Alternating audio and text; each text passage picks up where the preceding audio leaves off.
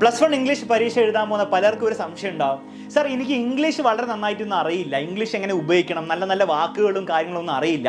അപ്പോൾ ഈ റൈറ്റിംഗ് സെക്ഷനിലേക്ക് ഈ ലെറ്റർ റൈറ്റിങ്ങും പിന്നെ പ്രൊഫൈൽ റൈറ്റിങ്ങും ഡയറി എൻട്രി ഒക്കെ വരുമ്പോൾ എൻ്റെ ഇംഗ്ലീഷ് നല്ലതല്ലാത്തതുകൊണ്ട് എനിക്ക് കുറേ മാർക്ക് പോകും, അപ്പോൾ ഞാൻ എന്താ ചെയ്യുക എന്നൊരു സംശയം നിങ്ങൾക്ക് തോന്നിയിട്ടുണ്ടെങ്കിൽ ഈ വീഡിയോ അവസാനം വരെ കാണാം. ഏറ്റവും ബെസ്റ്റ് ആയിട്ടുള്ള നിങ്ങൾക്ക് വേണ്ടിയുള്ള സൊല്യൂഷൻ ഞാൻ പറഞ്ഞുതരാം. ഓക്കെ, ഇത്രയുള്ള സംഭവം. നിങ്ങൾ മനസ്സിലാക്കേണ്ട കാര്യം, നിങ്ങൾക്ക് ഭയങ്കര വലിയ ഇംഗ്ലീഷ് അറിയുമോ അല്ലെങ്കിൽ നിങ്ങൾ വലിയ ഇംഗ്ലീഷ് വിദ്വാനാണോ എന്ന് അറിയാൻ വേണ്ടിയിട്ടല്ല ഈ പരീക്ഷ നടത്തുന്നത്. നിങ്ങൾക്ക് ഒരു ബേസിക് ലെറ്റർ എഴുതാൻ വേണ്ടിയിട്ടുള്ള അതിൻ്റെ ഫോർമാറ്റും കാര്യങ്ങളൊക്കെ അറിയുമോ, ബേസിക് ആയിട്ട് കമ്മ്യൂണിക്കേറ്റ് ചെയ്യാൻ പറ്റുമോ എന്ന് മാത്രമേ ആ ക്വസ്റ്റ്യൻ പേപ്പർ ചെക്ക് ചെയ്യുന്നുള്ളൂ. അത് മാത്രമേ കറക്റ്റ് ചെയ്യുന്ന ടീച്ചേഴ്സും നോക്കുന്നുള്ളൂ.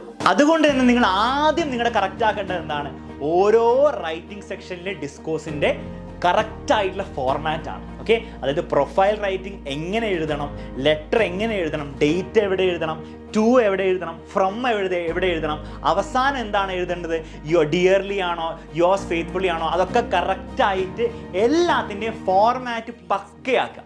കാരണം അത്രയേ ഉള്ളൂ, ഇപ്പോൾ 8 മാർക്കിന് 6 മാർക്കിന് ഒരു ചോദ്യം വന്നു വിചാരിക്കുക. 6 മാർക്കിന് ഒരു റൈറ്റിംഗ് സെക്ഷനിൽ ഒരു ചോദ്യം വന്നാൽ നിങ്ങൾ കറക്റ്റ് ഫോർമാറ്റ്, അതായത് പെട്ടിയൊക്കെ വരയ്ക്കേണ്ടത് പെട്ടി വരച്ചു, ടു ഫ്രം ഡേറ്റ് കറക്റ്റായിട്ട് എഴുതി, ഡിയർ സർ ആണ് ഡിയർ സർ എഴുതി, സബ്ജക്റ്റ് വേണമെങ്കിൽ സബ്ജക്റ്റൊക്കെ കറക്റ്റായിട്ട് ഫോർമാറ്റ് പക്കയാക്കിയാൽ തന്നെ നിങ്ങൾക്ക് 80% മാർക്ക് അവിടെ വീണു. ഓക്കെ, അപ്പോൾ 6 മാർക്കിൻ്റെയാണ് ഏതാണ്ട് 4 മാർക്സ് ഒക്കെ നിങ്ങൾക്ക് അവിടെ തന്നെ കിട്ടി.